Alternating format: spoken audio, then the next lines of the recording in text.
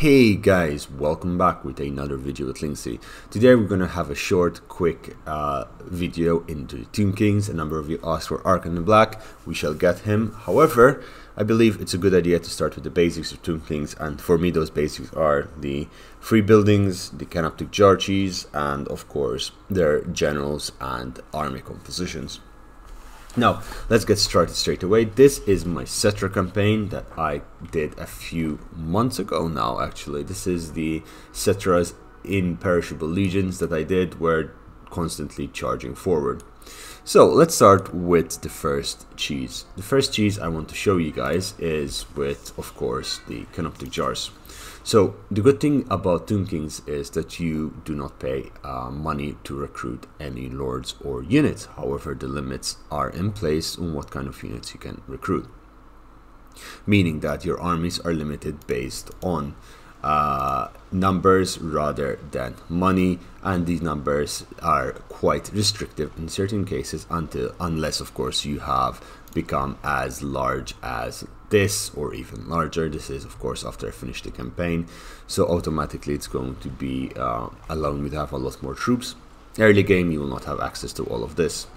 The main thing you want is to get your Lord recruitment rank as high as possible. In this case, I am able to recruit this Tomb King at level 18.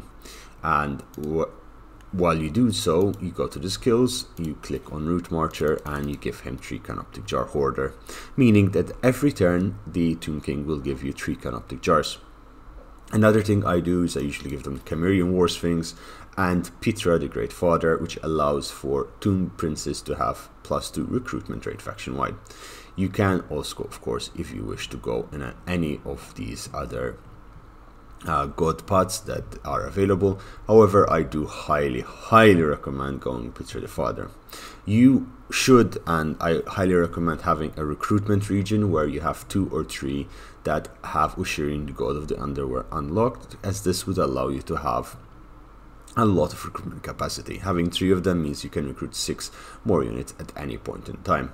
In this case, we of course have maxed out Petra the Great Father. As you can see, if I was to go to recruit a hero, Tomb Prince, they are recruited at level 39.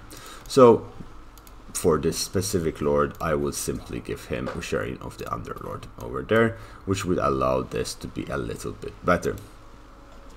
In fact, it did update automatically, as you can see there.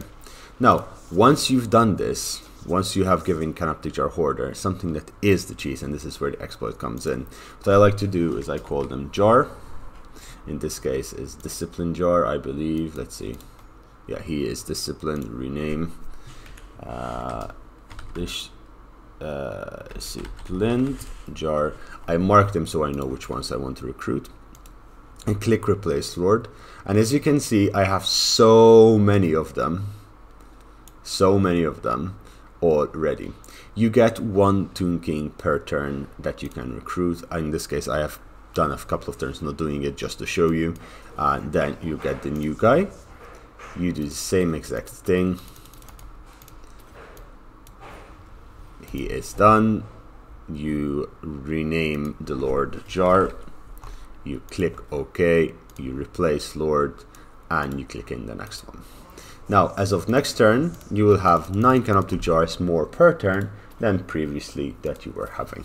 This will help making your Canopic Jars come in much higher, and it does not seem like a lot. 9 is not a lot, especially when you need to spend, what, 24,000 over here to get a new army. However, as you can see, having 211 per turn is quite a lot, and it does build up over time. So please keep in mind that this is something that builds up over time.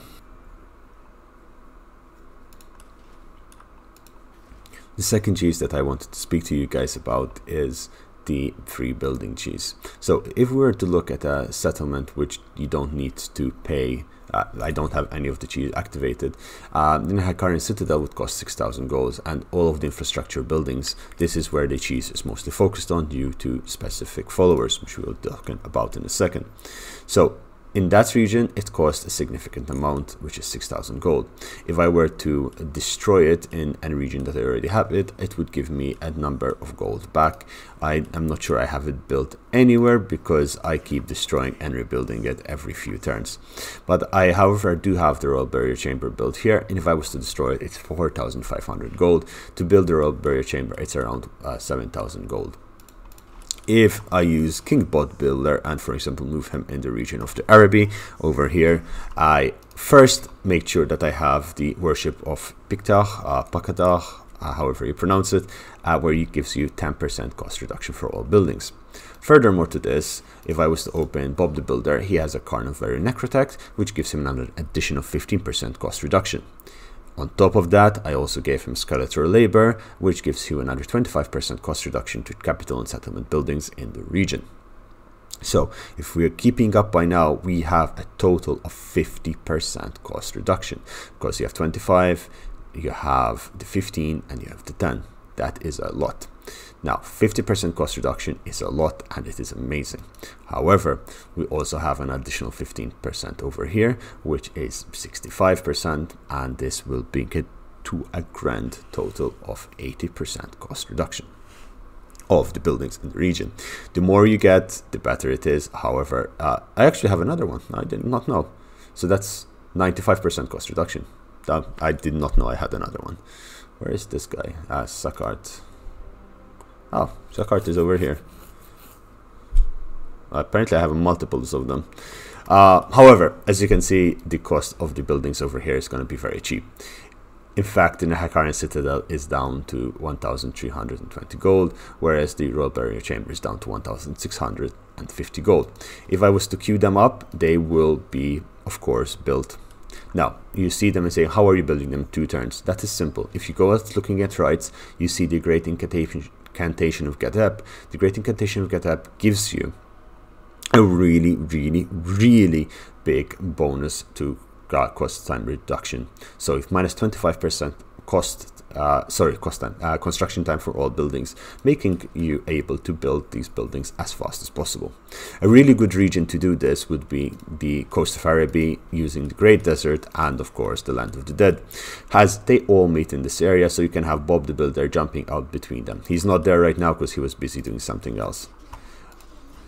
I have, of course, a number of other Lich Priests running around that I will implement in the army.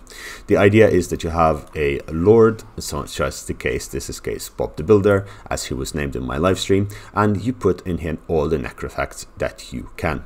These necrotects are essentially useless in fighting. They do help a little bit. Putting them in an army is okay, but there is a reason why I like keeping them in this army, and the reason is simply that necrotects I use for trade farming. Now, if I was to open this, I have Sphinx Carver, meaning they give me additional Cameroon War Sphinx, and then when you level them up, you get, of course, the other traits. I usually go for Scorpion Sting, and I go for, of course, Cameroon War Sphinx or Necro Sphinx, as they are the most important units. I don't really like Hydro Titans that much, but they are, of course, still very useful and really strong. You can also upgrade them to a point where you get the Master Builder trait, which I have not yet done. This is available at rank 10 and gives you cost reduction for 10% for all buildings, and construction time -1 for settlement and capital buildings. So essentially speaking, if you do this right, and I haven't done it fully because it takes a lot of time, it takes a lot of practice, and it takes a lot of patience, but if you do this right, you can have an army that runs around instantly building everything for free in all your regions, and you destroy them to make your money and profit. You build things for free, you have endless armies of the dead, and you sell them for free. This is the building cheese. If you have 6 the Lord and 5 other necrotects, you are able to do this relatively easy. However, of course, necrotects are very tough to level up. I barely used this one in battle because his job was to run around. You could get yourself a Sac City and just constantly cycle sack it till you level them up, as that will help, of course. or you can simply try and get your hero recruitment of the necrotax even higher and help you in general with that. Now, I do highly recommend not to recruit necrotax which do not have the Sphinx Carver trait. So to do so, just recruit and disband and they will come. Now, moving on to the last G's. So for the last cheese that we'll be looking at is the Doom Scorpion build. The Doom Scorpion build is not necessarily a cheese per se, more than a super strong late game Doom stack for the Tomb Kings. Why is it super strong? Well, when you look at the stats of the Doom Scorpions, they have super low health, they have super low attack, they're not the strongest, but, and this is where they really shine, they're armor piercing, they're anti-infantry, and they cost terror, and they have one of the best unique mechanic in the game in terms of attack animation. So if we are to attack Ingram over here, he's probably going to try and run away. No, let's fight him. Of course we're going to win this fight. It is not a way to test Doomstacks. If you want to see Doomstacks, check out Legend of Total War. I think he has covered this a couple of times, but more than anything we're going to see how the mechanic of the Doom Scorpion works in terms of its attack and why you should consider having a few of them in your army. Now, they are with guerrilla deployment, so you can just deploy your Scorpions right there, right in front of them, and send them forward.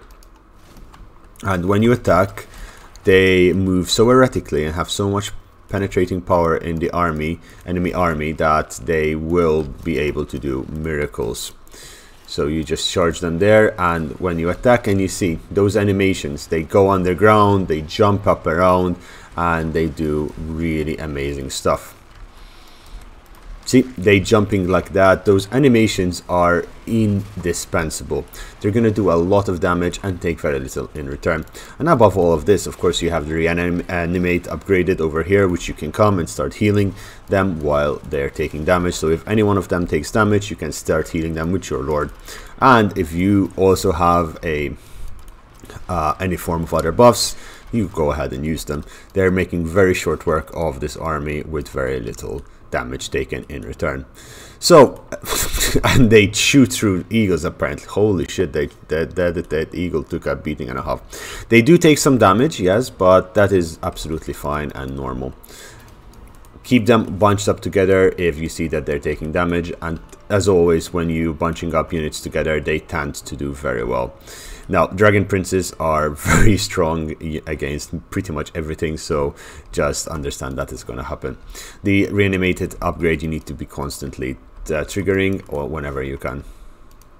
But essentially, ooh, this guy's about to die. It's not good.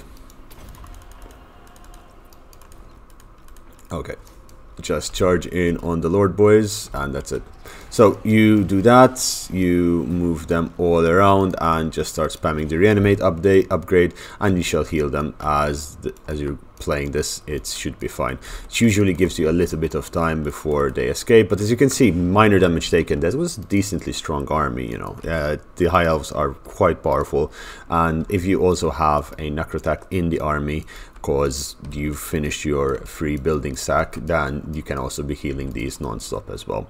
This gives you another 480 points every time you trigger it, which means that by the end of the fight they have recovered quite most of their points and they're back to full strength almost every single time.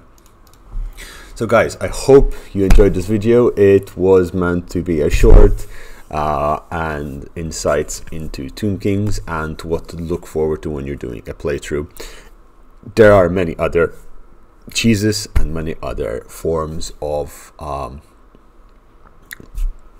ways to abuse the game or to play the game, basically. However, I hope that this will be useful for you guys in the future if you're checking out the Tomb Kings. I will be doing a playthrough with Arkan very shortly. I'm finishing the Rakart, and then I have the Eltarion playthrough, and Rakart will be there on my live stream. I live stream almost every day at 8 PM Central European time. Do come check me out, and if you're still here and you haven't subscribed yet, hit the subscribe button because it does help. It really helps. Really helps.